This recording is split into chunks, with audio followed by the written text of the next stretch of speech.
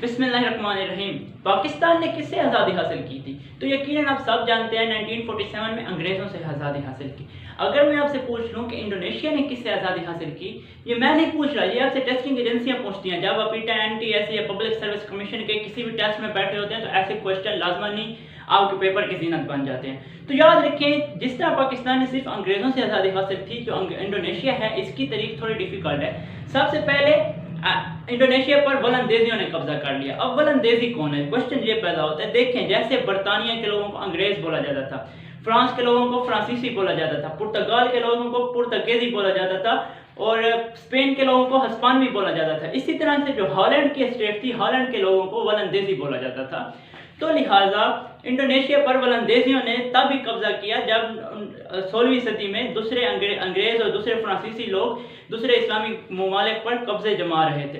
तो वलंदेजियों के कब्जे से सबसे पहले इंडोनेशिया कैसे आज़ाद हुआ? जब जंग अजीम दोम छिड़ी 1939 में, तो हॉलैंड पर जर्मनी ने कब्जा कर लिया। इसी तरह जो इलाके हॉलैंड के अंदर आ रहे थे, यानी वलंदेजियों के कब्जे में थे, जिसमें इंडोनेशिया भी शामिल था, वो किसके कब्जे में आ गया? साहिब वो जर्मनी के कब्जे में आ गया। अब जर्मनी से वो कैसे आज़ाद हुआ? क्योंकि जर्मनी तो सेकेंड वर्ल्ड वॉर में शिकस्त हो गई थी जर्मनी को, और जब तो शिकस्त हो गई, इसके बाद क्या है, मैदान में जापान आया। जापान ने इंडोनेशिया पर कब्जा कर लिया। तो याद रखें, इंडोनेशिया की आज़ादी का ऐलान जापान ने किया था, हालांकि इस पर सबसे पहले कब्जा वलंदेजियों या हॉलैंड के लोगों ने किया था। तो अगर इस तरह से MCQs आ जाए तो मैंने आपको पूरी डिटेल बता दी है, तो आप सिलेक्ट कर सकते हैं जो आप ऑप्शन दिए पड़े हैं, ऑप्शन की मुनासबत से आप सिलेक्ट करेंगे। अभी चलते हैं इंडोनेशिया के दूसरे इतनी खास इंफॉर्मेशन पर कि अगर अभी वो देख लें तो आपके इंडोनेशिया के मुताबिक जो भी MCQs आएंगे किसी भी टेस्ट में, तो आपके क्लियर हो जाएंगे इस वीडियो में इंशाल्लाह। बारे में पास्ट पेपर्स में अब तक जितने भी MCQs आ गए हैं वो इन चीज़ों के मुताबिक होते हैं। तो सबसे पहले मैंने लोकेशन को मैंने इसलिए सबसे पहले लिखी क्योंकि मैं लोकेशन पर 6 लेक्चर दे चुका हूँ। लोकेशन, इंडोनेशिया किस खिते में मौजूद है, कि दुनिया के किस जगह पर मौजूद है? तो आपको पता है साउथ ईस्ट एशियन आइलैंड्स। तो साउथ ईस्ट एशिया में। इसके बाद मैं आ जाता हूँ नंबर ऑफ आइलैंड्स पर। तो इंडोनेशिया में नंबर ऑफ आइलैंड्स कितने हैं? तो एक बुक ने लिखा था कि इसके जो नंबर ऑफ आइलैंड है वो तकरीबन 3000 हैं। बट एक दूसरी किताब लिखी है कि छोटे बड़े सभी आइलैंड को मिलाकर इसके आइलैंड तकरीबन 17,000 हैं। इसके बाद इसका जो सबसे पॉपुलेटेड आइलैंड है तो वो जावा है। जावा, याद रखें, जो इंडोनेशिया का सी है उसको भी जावा सी बोला जाता है। इसके बाद बिगेस्ट आइलैंड कौन से, मैं पहले बता चुका हूं, जो इंडोनेशिया का सबसे बड़ा जजीरा है वो सुमात्रा है।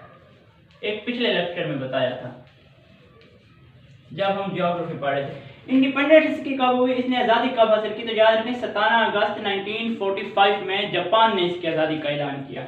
इसके बाद इसका कैपिटल क्या है? तो याद रखें इंडोनेशिया का कैपिटल जकार्ता है।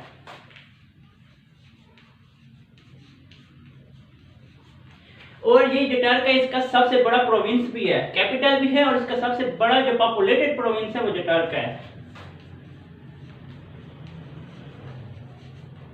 Populated province.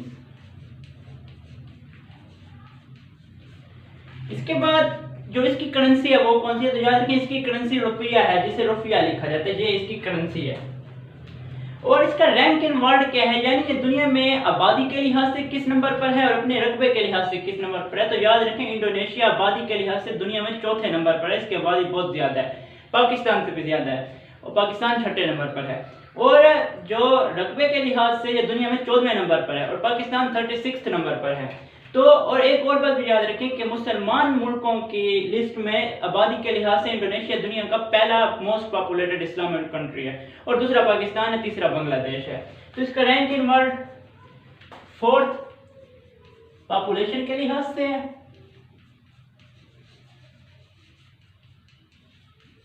और 14th ये जो हमारे पास है एरिया के लिहाज से है। इसके बाद मैंने 2 लफ्ज लिखे हैं। तो याद रखें जो इसकी सरकारी गेम है, जिसको नेशनल गेम बोला जाता है, वो बैडमिंटन है। पाकिस्तान की क्या है? हॉकी। और इसके बाद ये बिडन इंटेलिजेंस नाइग्रास, ये जो इसकी इंटेलिजेंस एजेंसी है, जैसे पाकिस्तान की ISI हो गई, तो इसकी क्या है? BIN है, BIN। तो ये लाजमी याद रखें, क्योंकि इंटेलिजेंस एजेंसीज जो होती हैं उनके बारे में अक्सर क्वेश्चन आ जाता है, खसूसन जो कॉम्पिटिटिव एग्जाम है उनमें एजेंसीज के बारे में पूछा जाता है। तो जो इसकी इंटेलिजेंस एजेंसी है वो BIN है। तो अब तक के लिए ये इंडोनेशिया के वो खास MCQs थे जो पिछले प्रीवियस मुख्तलिफ एजेंसीज के पेपर में आ चुके हैं। नेक्स्ट वीडियो में मिलते हैं दूसरी इन्फॉर्मेशन के साथ, तब तक अपना ख्याल रखें। अल्लाह हाफिज़।